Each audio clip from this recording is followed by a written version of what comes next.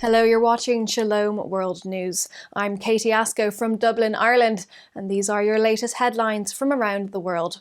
Pro-life supporters in Northern Ireland are deciding whether to appeal a controversial verdict of the High Court. The verdict ruled that Secretary of State for Northern Ireland, Brandon Lewis, acted legally when he told ministers to allot funds and resources to increase the number of abortions in the region.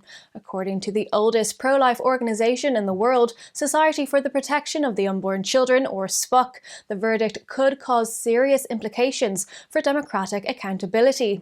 In July last year, Mr. Lewis directed the First and Deputy First Minister, as well as the Department of Health, to fund Northern Ireland's abortion programme. This directive is set to be implemented no later than March 31st this year.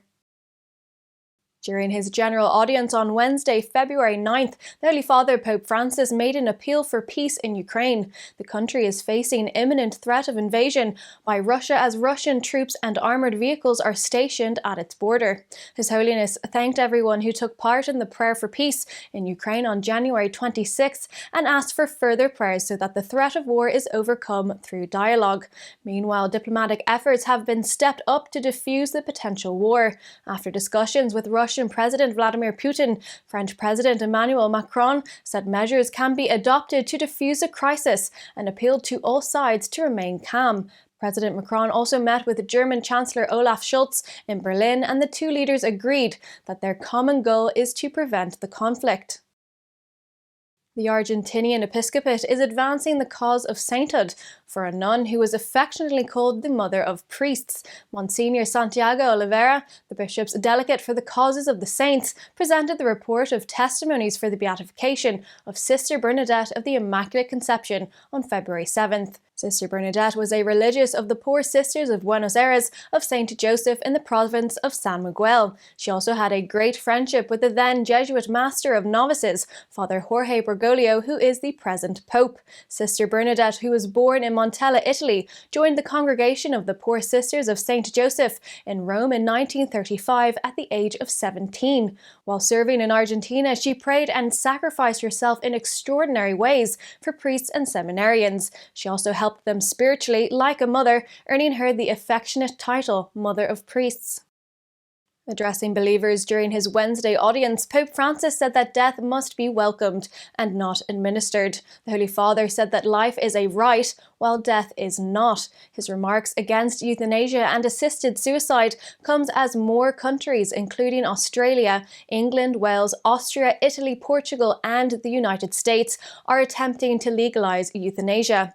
The pontiff warned about such unacceptable drifts towards killing, adding that driving the elderly to death by not giving adequate medical care is inhumane. He reminded everyone that the elderly are the treasure of humanity. Hungarian State Secretary of the Prime Minister's Office for assisting persecuted Christians and for implementing the Hungary Helps programme has been honoured by the Sovereign Military Order of Malta. Azbej Tristan was decorated with the Order Pro Merito Militensi by the Sovereign Order of Malta in Budapest. This honour is given to individuals in recognition of their efforts to protect the faith and support the sick and the fallen, which are the unchanged objectives of the Order for the past 9 centuries.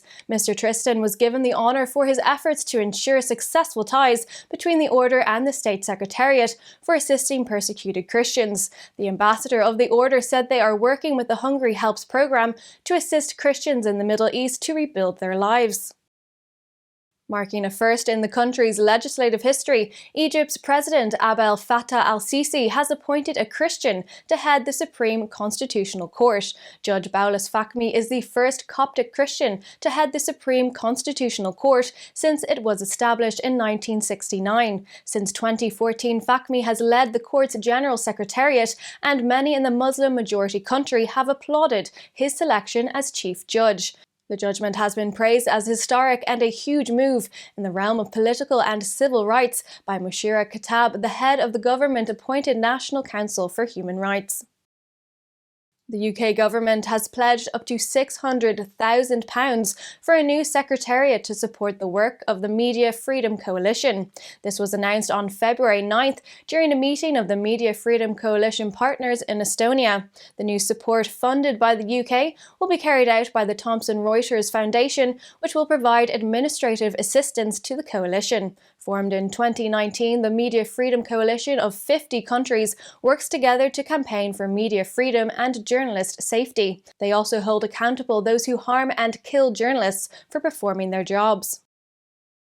Global Catholic activist organisation Citizengo has appealed to Kenyan President Uhuru Kenyatta to revoke the ban on new churches' registration in the country. Since 2014, the East African country has imposed this ban on new Christian places of worship. In a petition dated February 7th, the African branch of Citizengo said that the president has failed to keep his word of revoking the ban, which he promised in 2017 while seeking a second term. Citizengo Africa said that the state of religious freedom in Kenya is at stake and urged the president, who has only a few months left to finish his term, to lift the ban as soon as possible.